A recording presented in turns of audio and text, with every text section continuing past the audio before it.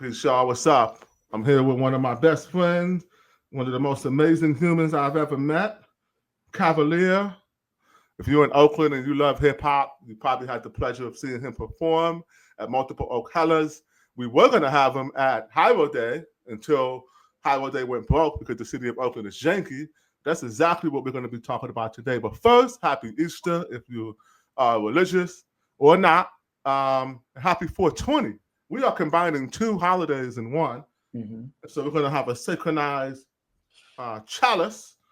Cav, I got my chalice here, Cheers. Uh, Chalice, cheers. Let's get it in and have a quick prayer for Oakland before we consume our sacred medicine. Mm-hmm. I say.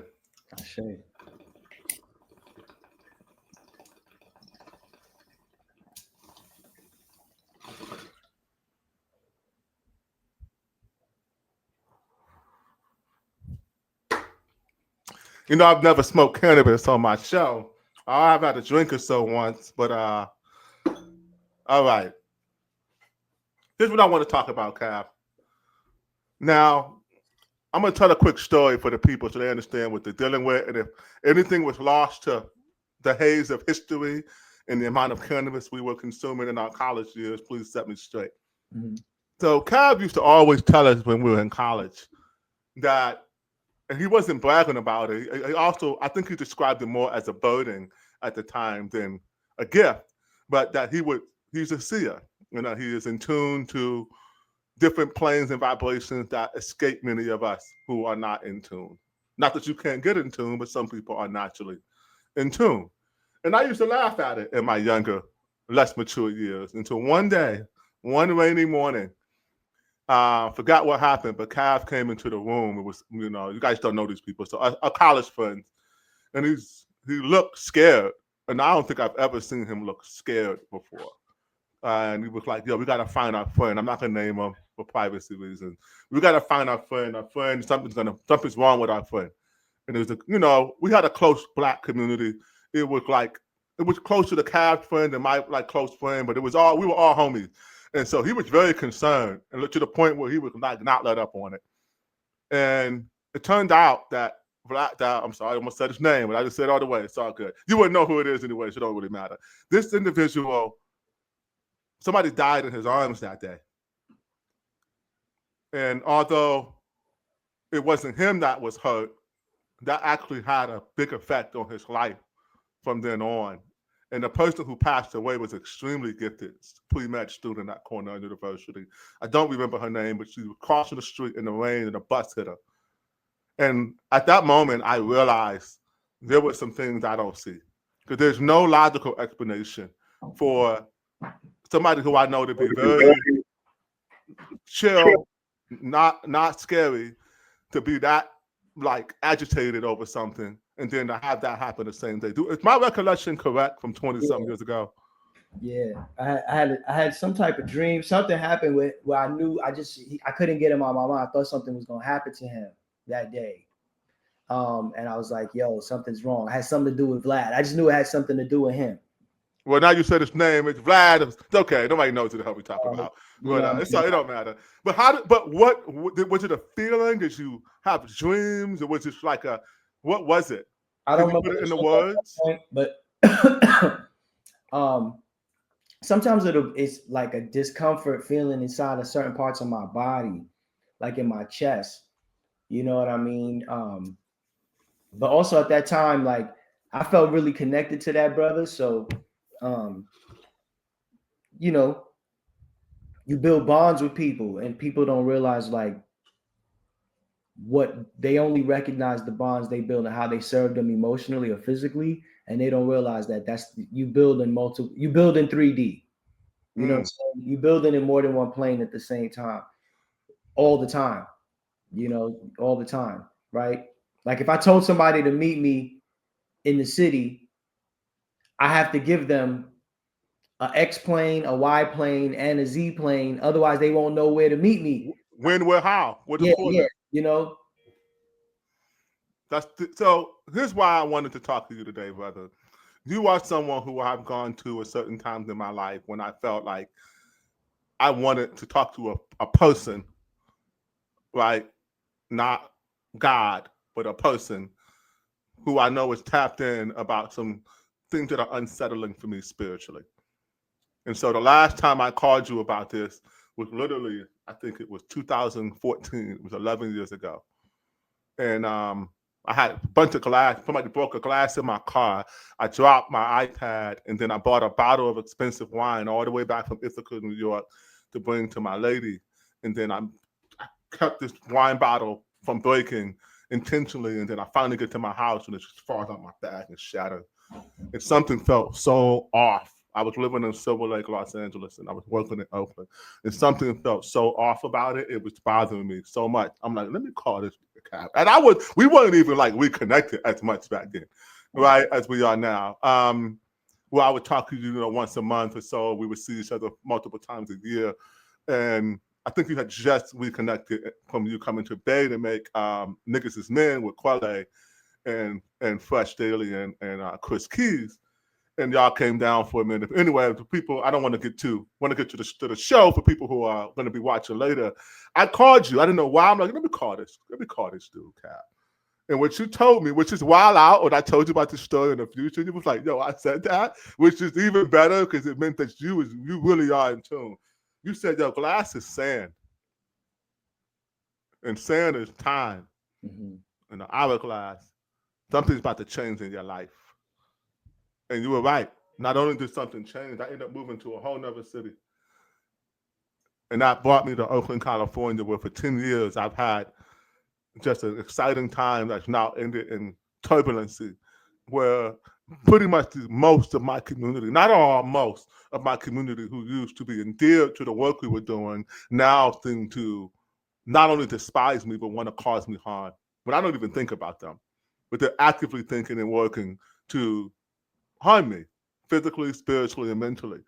And I'm a strong person. I don't really let it bother me too much.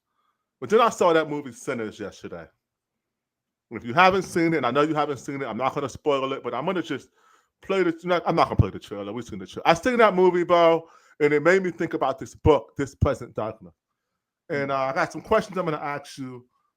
Thank you for waiting patiently, and for everybody who's waiting to hear these words of wisdom I keep talking up. I'm going to ask the question in a minute, but check this out. I'm going to present what This Present Darkness is for those of you who are not familiar with this book. This book was written by Frank Peretti. And Frank Peretti is a Christian novel, and it's a suspense, horror, and fantasy. Now, that's pretty much what Sinners was, which is why it reminded me. Now, Sinners has a musical element too. It's not a musical by any means, but music is a strong part of the show, of the movie, which is incredible. But it's multi-genre fiction that includes horror and suspense. And so does This Present Darkness. I'm going to read it because a lot of people, statistically, half of y'all are watching this on your cell phone right now. So I'm going to read it. This Present Darkness is a Christian novel by suspense, horror, and fantasy author Frank Peretti, published in 1986. This Present Darkness was Peretti's first published novel for adults and shows contemporary views on angels, demons, prayer, and spiritual warfare as demons and angels interact and struggle for control of citizens of a small town of Ashton. It is critical of Eastern and New Age spiritual practices to portray medication as means of demonic possession. Interesting that they put that in there. And so the plot is, it's a small college town of Ashton. A reporter from the Clarion is falsely arrested on prostitution charges after taking a photograph at the annual Ashton Summer Festival. She's released the next day. She discovers her film is destroyed. They start investigating this new group, the Universal Consciousness Society, powerful New Age and worldwide front organization for Satan. And it goes into the colleges, and they have this whole thing. I'm not going to read the whole plot, but the book basically revolves around prayer, and the angels and demons fight each other. And if enough people pray, then the angels win. And if people don't pray in fellowship, then the demons win. And demons win various battles throughout the book. But at the end, of course, the angels and God win. But what was interesting to me about this book, Cav, is that angels took L's. Mm-hmm. They got killed. Demons won battles. Demons won souls. Demons won the town for a minute. Mm-hmm. And that's how I feel as Oakland is right now. I feel like we're being captured by demonic forces that are making people vampires and turning them against their own people. And so, what are your thoughts? You've been coming to Oakland for, I don't know, more since before me. Mm-hmm. Have you seen a change? Do you feel a change? Speak on what I just said, and is that something that you've kind of felt in coming to Oakland, many, over 30 times probably in the last decade? Yeah. On one hand, what I see or feel there, I'm experiencing in other places too. Um, it's not unique to Oakland. Maybe because I come there a lot, it's just uniquely sad because it's a place that I'm fond of, or I've considered kind of like, a satellite community to my own, or a community that I've had the privilege to like brush with or participate or collaborate with. Um, so now it feels like things are becoming more pulled apart, like distant. The energy is not as pulsating. That happens though. That'll happen in waves.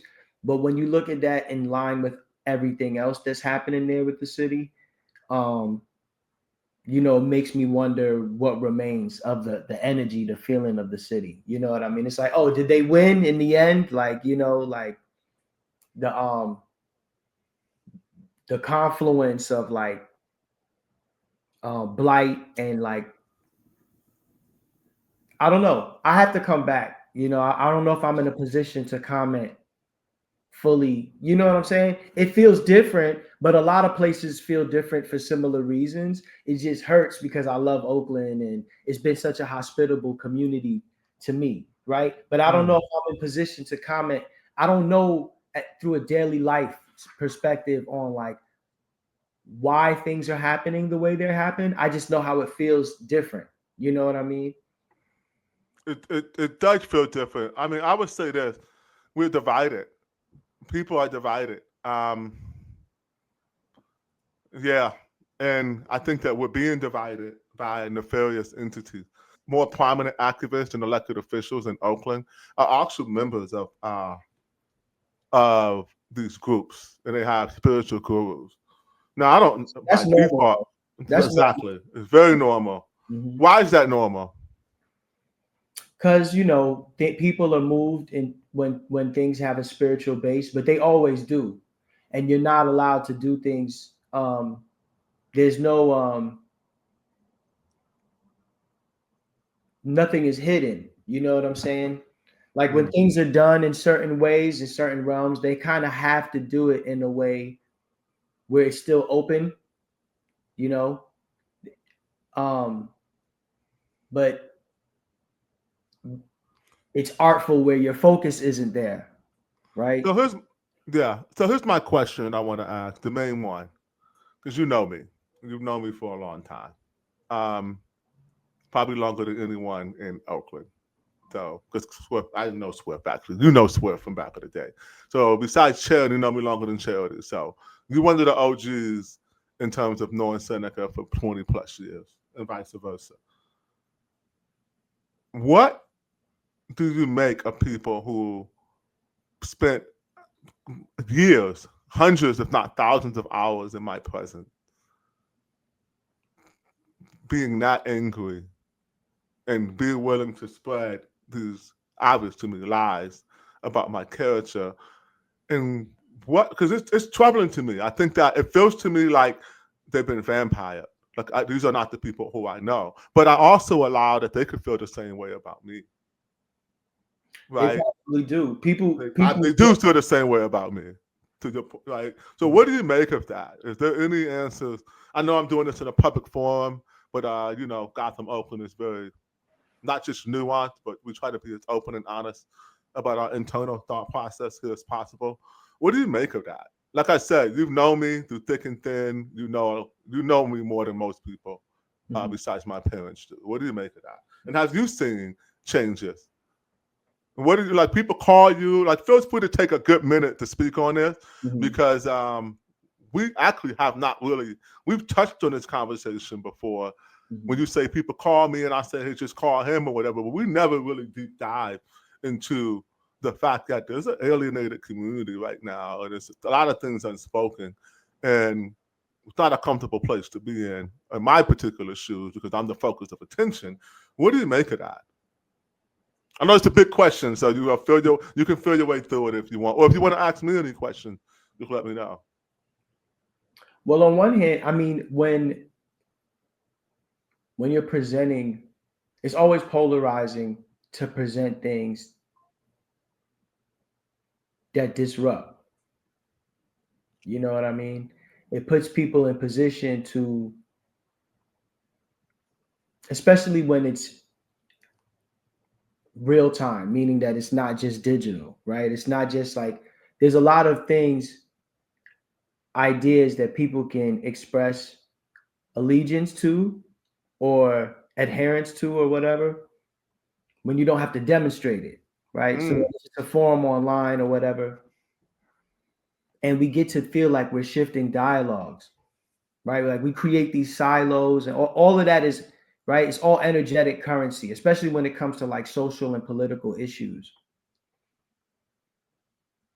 But we're in a space where like how these things interplay with our day-to-day lives, there's a lot of disconnect for people or intentional disassociations, right?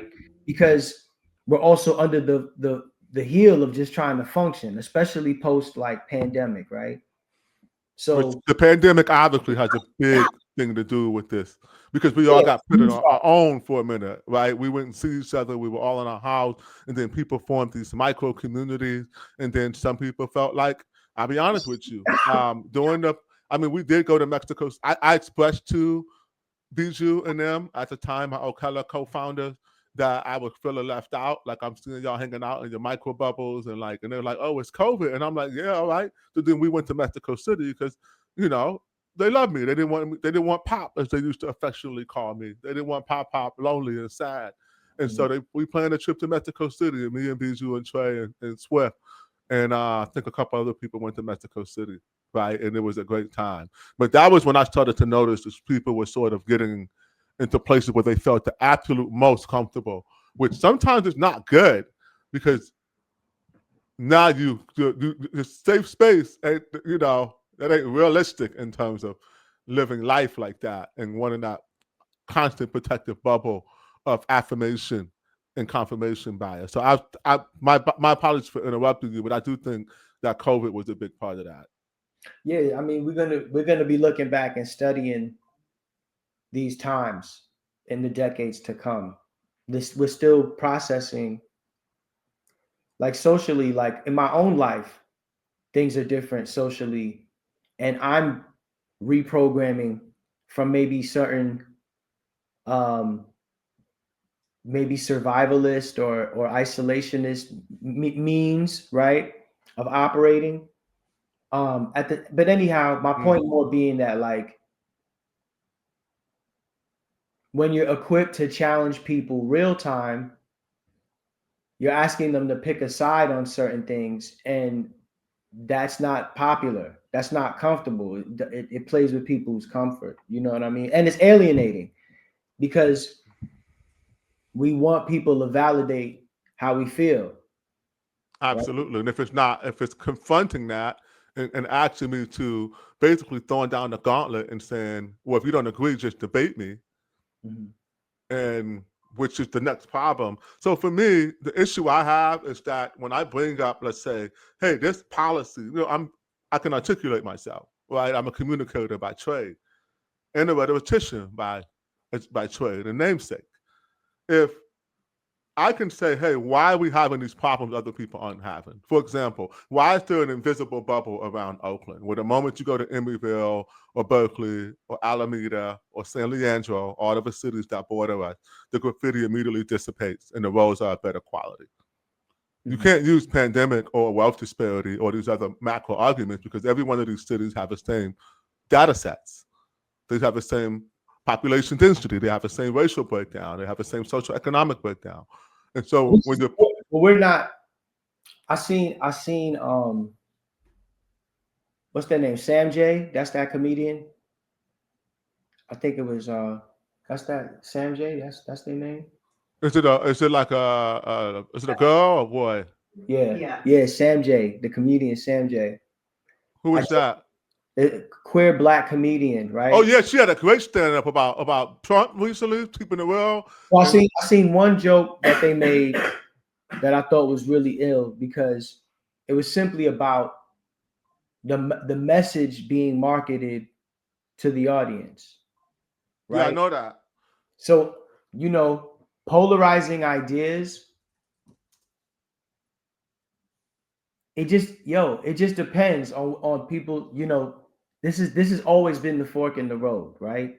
Mm-hmm. Like in every revolutionary juncture, you're gonna have voices that say, "Hey, you can't save everybody," and then you're gonna have another voice that says, "Well, we should try." And that polarity, we should try. You see what I'm saying?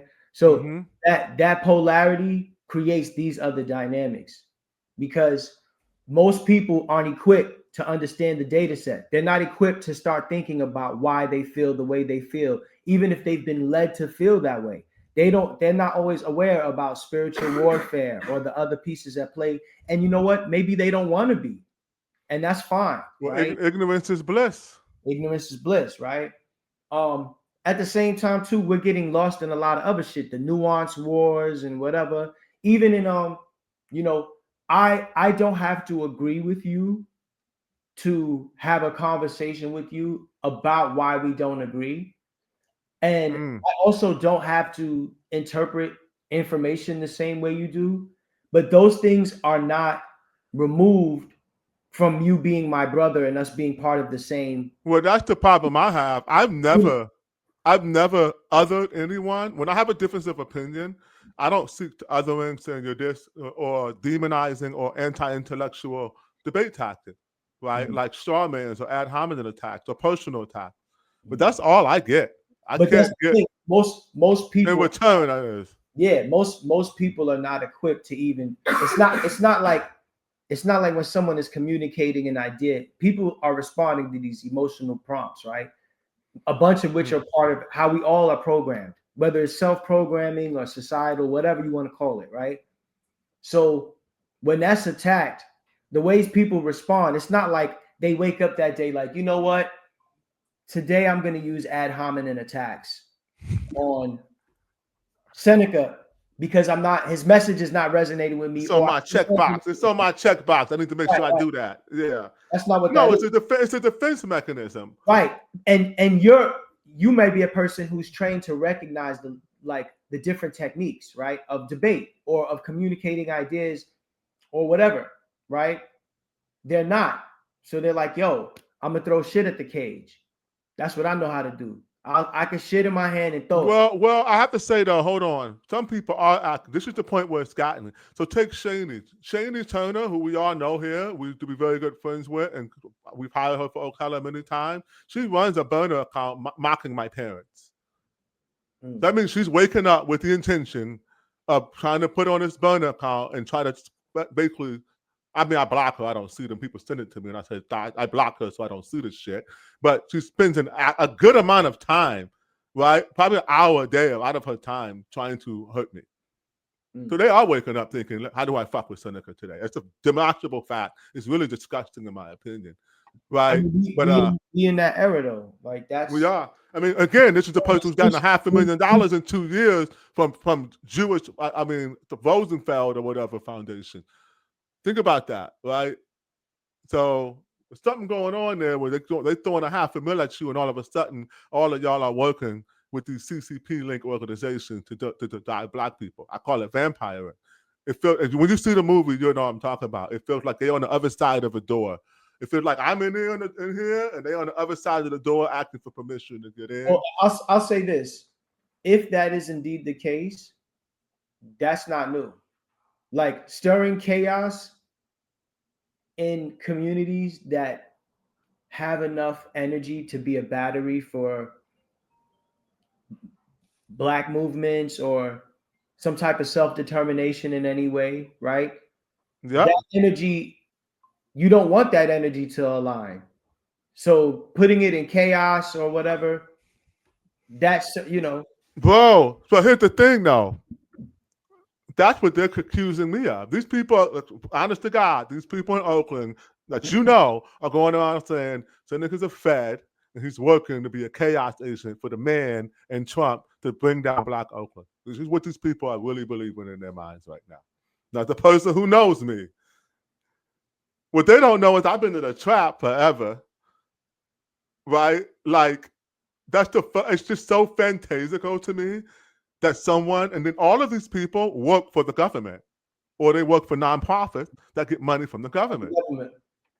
So, and I have no financial ties to our government. And like Malcolm X said, and then the media is all aligned. So if you go Google my name right now in the media, all you see is smear attack. Like Malcolm X said, if you don't pay attention, they'll have you hating the good guy and loving the bad guy. I'm living this shit right now, bro. Literally, the amount of energy in Oakland and the Bay Area that's focused on me. Do a thought. Anybody who's watching, just put Seneca Scott in the search engine on X or something. See how many posts and fake accounts are dedicated to trying to distract our mission, which is cool for me. Like I said, for every level is a new devil, baby. I'm here for it. I got my man Cav, I got my people, and I'm always living in love and light and positivity. And I forgive everyone. I don't have hatred in my heart. And I want to put on what you. I think a broader message too is that like we're becoming that conflict is not like nobody reports losses. What type of sorcery is this? I think people are forgetting like why we like what confrontational means and what it's about. That it's okay to confront things that are uncomfortable. You know what I mean? That we're not going to agree on stuff all the time. No, we won't.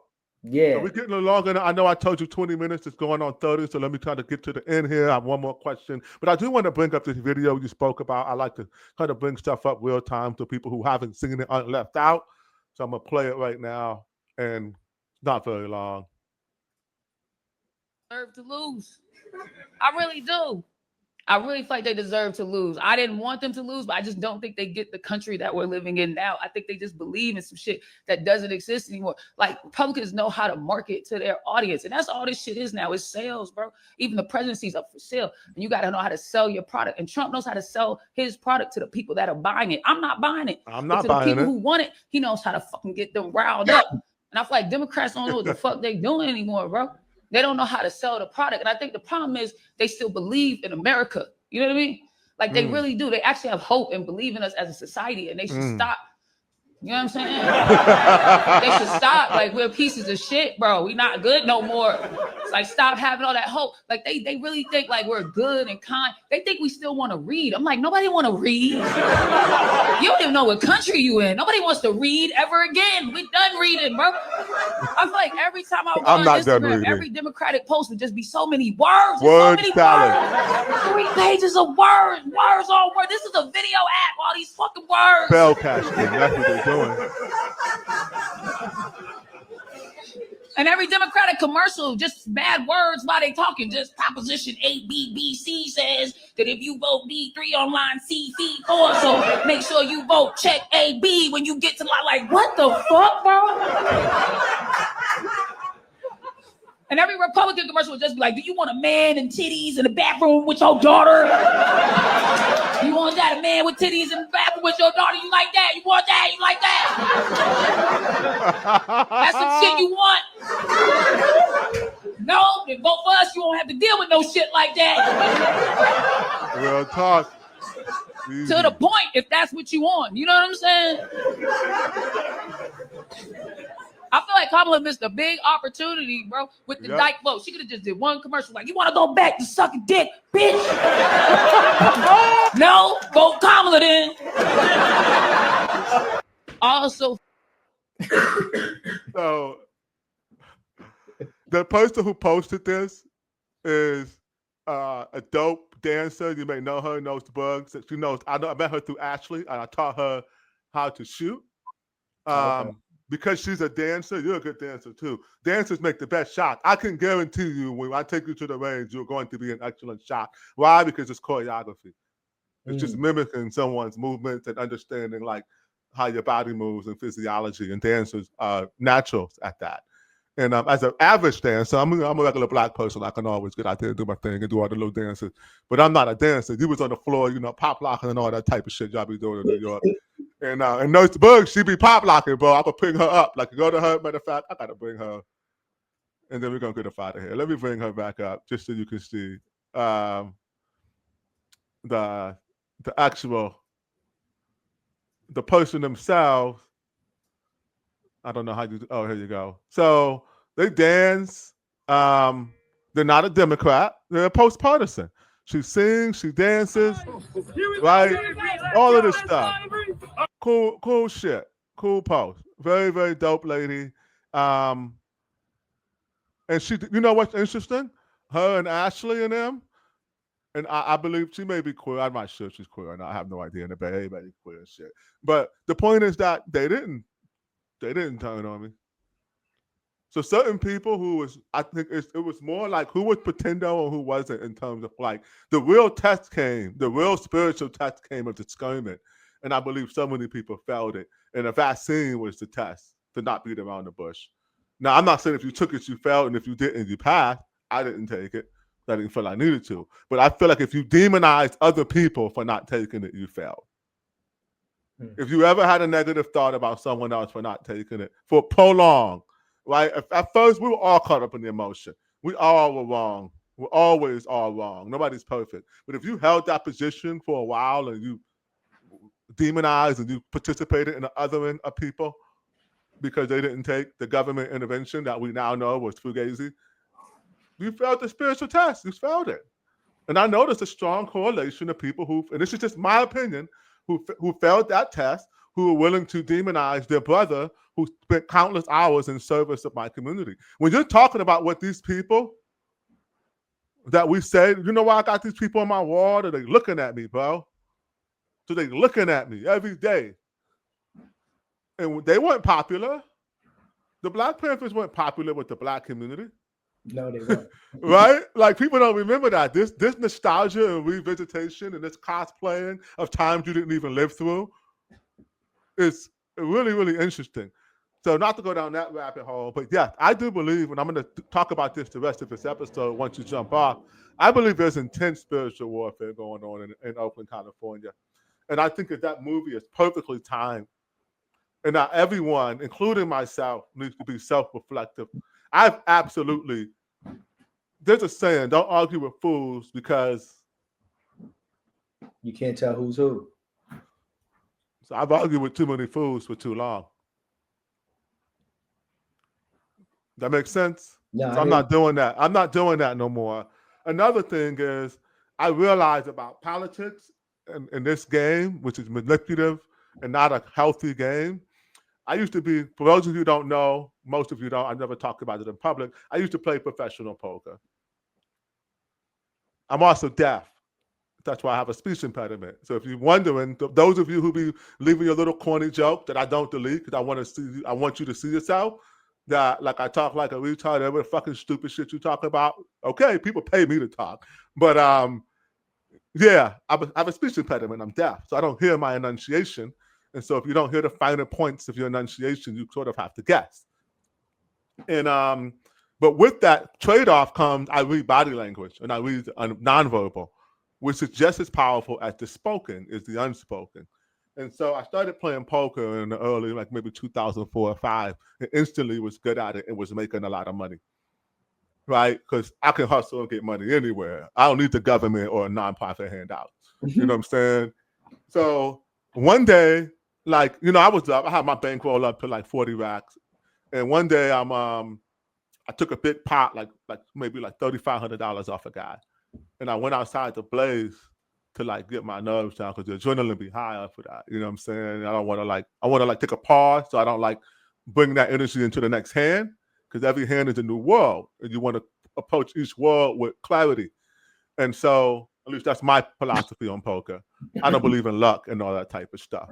And so although some people are lucky, right? I just don't want to believe in it for me because I thought it was a bad strategy. To start to believe in luck, then you're starting to gamble, and I didn't want to be a gambler. I want to be a poker player. I was there for the math and the money. Or so I thought. So I'm blazing, and I hear this Armenian dude talking to his wife about can she borrow money from her brother who owns a car dealership because he can't pay them rent or mortgage because something just happened. He made up some lie. I took his money, and I'm listening to him. You know what I'm saying? He's mad loud. I'm deaf. He's mad loud. I'm literally sitting right next to the guy. And I never played professional poker again. I said, oh, that's me. If I keep hanging around those people, that's going to be me in the future. That's a possibility of being me in the future. And I don't even want that possibility. And so I was like, you know what? I spend 6-7 hours a day at the table with people like this. Eventually, that energy is going to bleed off, and I'm going to slowly become that thing. And so I feel that way about politics after 5 years. Like, I feel like I'm good at it. We called a mayor and a DA. We've made history. I've done it in ways no one else has done it before. And I'm getting paid a lot of money to be a consultant right now, which is cool. I don't mind that. I'm not gonna stop the check. But in terms of my heart being in it, I feel like it compromises you as a person. So I want to focus more on media. So my last question to you is, what is some advice you can give me and other people who are in my position to try to reach peace, reconciliation, and healing with our former? Should we just let it go? In terms of media? No, in terms of like what I talked about earlier with this community that I worked so hard in building and cultivating in Oakland, basically all turning on me. Mediation, yo. Not all, but the bulk. Mediation. Do you think so? Now, don't forget them. Try to mediate. Mm-hmm. So through who? So it has to be someone that's impartial, yo. You know what I mean? That's hard to find out here now because they're going to make you swear allegiance. And also there has to be a willingness for dialogue too. That's the difficult part. We don't have that here, bro. We don't have that here. We have people like Shaney going and saying, if you're a black woman and you voted for Lauren Taylor, you're a piece of shit. Literally, she said that. This man has a wife and a daughter who are black. He's never done anything wrong to her. He's just a nice, boring, nerdy dude. They're just making up all this stuff about him and demonize him so their side can win. It's some disgusting shit going on out here right now, bro. It's really, really sad. That's what politics is, though. I know. Now you're getting what I'm saying. That's not me. Yeah. Well, I'm not going to tell you. What do you see me as? I know I see myself as an organizer, someone who works to bring people together and who's always done that in my life to try to bring people and I don't like bullies, and I want everyone to be provided for, and I've always tried to create an abundant community. That's what I see myself as. Give me a check if I need a check. You are allowed to check me, bro. You're my man. I love you. No, you this give is me any criticism both you things want. are true, right? Like, I'll give you a small example, right? Maybe not the perfect example. Someone like Al Sharpton, right? I remember people being upset when they discovered that Al Sharpton got paid to organize rallies and appearances. And it was like, why would you be upset about that? Maybe not him specifically because he's an op, but like when you have someone that's their role in the community, why wouldn't you want it sustained? Because when you need that attention on your cause, or you need that media access to bring awareness to something that's affecting the community, and you need amplification for that, that's who you turn into one of these type of entities, right? Mm-hmm. For you though, what happens is when you hit that intersection of media and politics, it's alienating. It's alienating not too dissimilarly from when, let's say, like when an artist doesn't put his personal girlfriend on his Instagram and she's upset about it. And he's like, yo, my personal life is actually not a part of this aspect of what I'm doing. And I don't want it to be. Right. But you use that platform for your personal life. So the way you look at it, it's very personal. You know what I'm saying? So you look at how I'm using it as a personal affront to you in some kind of, right? So like when you're at the intersection of media and politics and you have polarizing ideas and people know you in real life and they feel like they can't approach you about that because it's been platformed, you get a similar response where they take it personal, right? Or they now, because this is the thing, right? We participate in a lot of conversations in these spaces, these silos online, where there is no consequence to how you communicate or how you even uphold certain ideas. You could be a Trump supporter online and a Biden supporter in real life, and no one would know the difference, right? Unless you get doxxed, right? So it's kind of like once That's true, and no one would know. And no one would know unless you told them. Yeah, so it's now you're a Fed now. You know what I'm saying? Like, oh, now someone who they've been in your home in real life. Oh no, hold on. Oh, and I'm lying about. I'm not a Scot. That's not my family. I'm lying about that shit. Yeah, like these people are crazy, bro. Like what's going on here is not okay. Was that more believable when you were just the guy organizing from the garden? Well, I never brought up my family. No, but that's what I'm saying. Like, of course they would have believed it. When I was the hero, they would have been fine. They would have loved it. They would, of course. It's easily provably true. So the point that they're trying to say these things that they know aren't true, they just don't care. Well, here's what I feel, bro. Let me keep it real, bro. I try to cut you off, but I got to get this out real quick. And if you follow me on X or any of my social media platforms, you know I've been saying this a lot. I feel like a genocide is about to happen in America, and I feel like both sides of the political divide are begging for it. The fucking the woke right and the woke left. By woke, I mean the extreme. The extreme right and the extreme left are on the same fucking demonic shit. They want blood, bro. They want blood. They want the other side to die. If you gave these people in Oakland right now who used to say they love me the power to kill me right now, they would absolutely do it in the most public. They would publicly lynch me right now and laugh about it. And with the same demonic smile you see those white people having in the picnics that they used to have back in the day. And that's just honestly how I feel, bro. I feel like the devil has captured this town. And we're in intense spiritual warfare, not just for black people, but for all people. But in terms of like the black community is being used right now. Like, they want to squash everything going. Like, why do you have all these rallies where it says protect black trans lives? How many boxes you got at this point? And then a black person, or not even a black trans person, will be in sight.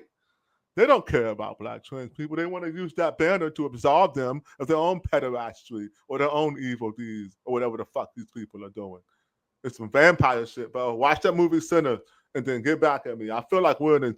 And again, I never like to say I am right. I do what I think is right, and I'm always self-reflective to try to get a heat check. But at the end of the day, I am not. My position is I'm not the government. I don't control our tax dollars. I don't control what's going on in our education system. But the people who do, I know them personally, and the decisions that they're making from those places are self-serving. I can demonstrate how they're self-serving, how they're putting money in their pockets, how they're breaking laws that we have, how they're using positions of power to silence other people's freedom of speech, and even how they permit violence and intimidate people. And I can show that, but we can't have that open discussion because they know they're wrong. You can't defend the indefensible. And so to avoid a debate, they would do anything or say anything, including kill you. That's where they're at right now, bro. I think we're right here. We're right here. The racial division, maybe even right here. The racial division being sown and the class division being sown in America. In California, they're trying to pass a Luigi law that puts this guy in a positive light. You should never be trying to encourage vigilantism and killing people like that from the fucking government. They're not doing that for Soros, though. They're not saying go off Soros or go off one of their billionaires. And then the Democratic Party had to stop oligarchy and billionaires campaign when there are literally more billionaires on their side than the other. Now, the richest men in the world are split. But the point is, they both have people who are worth over $100 billion on their team. Mm-hmm. Right? Like, it's just, come on, guys. They're the It's same just team.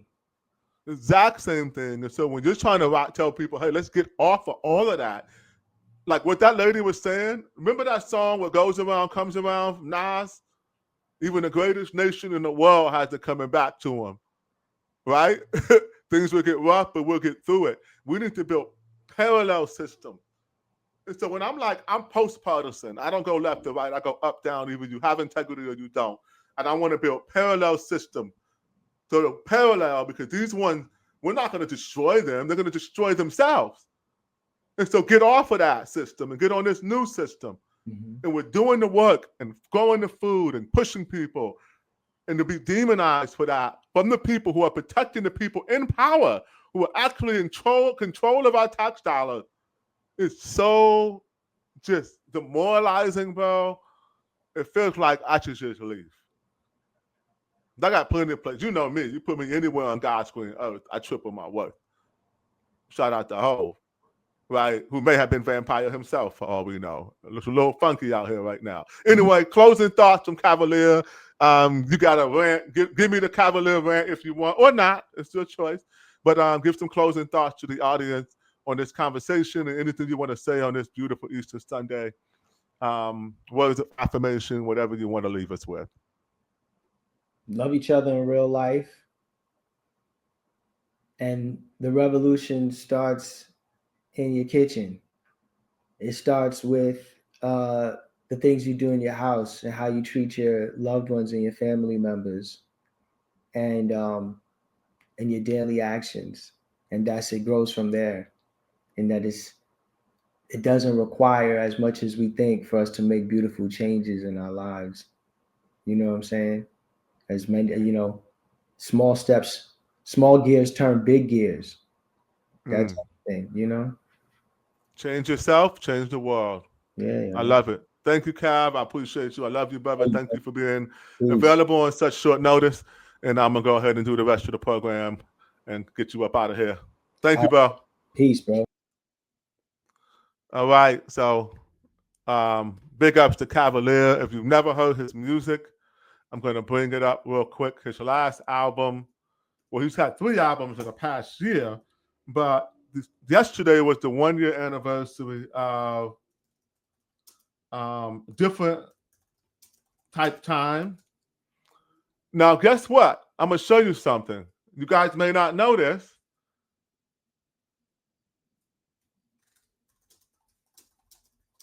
I'm going to show you something you're going to love. If you've been watching this show,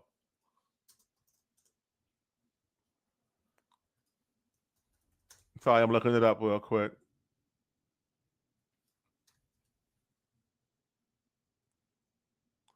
What is going on? My Google search engine is not, oh man.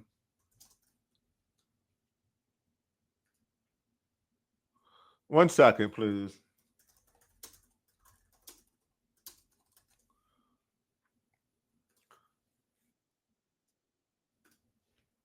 Thank you for your patience. So Cavalier made this album, Different Type Time, which I believe probably should have won Album of the Year for the year 2024, if they've done that yet, or whatever award. But see if you recognize this.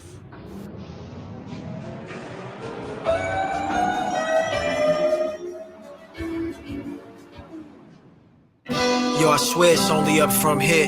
Yo, I swear it's only up from here. Yo, I swear it's only up from here. Yo, I swear it's only up from here. I hold my chest when I drop these. Once upon a smoke unconscious, go pod the trauma responses. No return to sender till you bones to pick. Devil on his own agenda, fully loaded when he renders. This that lonely bender on the strip. Feeling solo at the party and the low he's dipped. D totaled the whip, best way it could go. Last know is the Van Wick, he evaded the nose. Don't call a coyote ugly or a pony quick. Do remember, it's all heard, elephants don't forget. I want the do they even make those 40 years shorty blowing smoke rings across the lawn, you know the gist. Yo, I swear it's only up from here. Yo, I swear it's only up from here. Yo, I swear it's only up from here. Yo, I swear it's only up from here.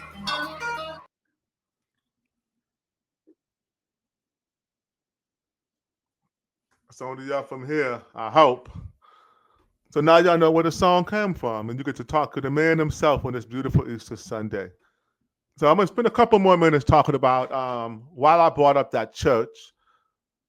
So I don't know if you know about that church or those religious groups, but it looks like a lot of our elected officials and their cronies are participants. So I wonder what religion or what type of God are they following? What type of spirituality are they following in these organizations, which leads them to demonize other and commit acts of violence on their neighbors? I really want to know.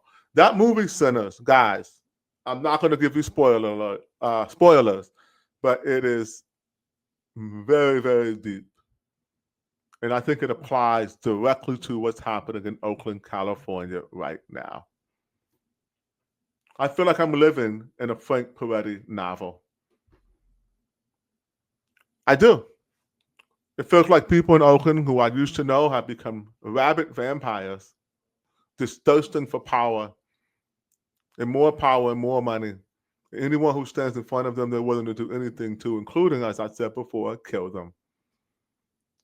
First is the public lynchings and the reputation smears and reputation lynching. If they can't get you that way, then they just try to just take you out physically. We saw what happened to Chauncey Bailey. And so if you're one of those people, who are watching this with hatred in your heart, I'll pray for you on this Easter Sunday. And if you're one of those people who feel like you're living in Sodom and Gomorrah, or a place that is declining because of our lack of spiritual discernment and our willingness to be good neighbors, you're not alone. We need fellowship. We need to be meeting in more third spaces. And most importantly, we need to start building again. So that's my commitment to all of you. We're not going to be fools from a distance. We're not going to be fools from a distance where people can't tell who's who. Let's stop even talking to these people who don't want to build things, who only want to destroy. Let's start manifesting community with our neighbors who want to build things and create a beautiful city. And in terms of politics,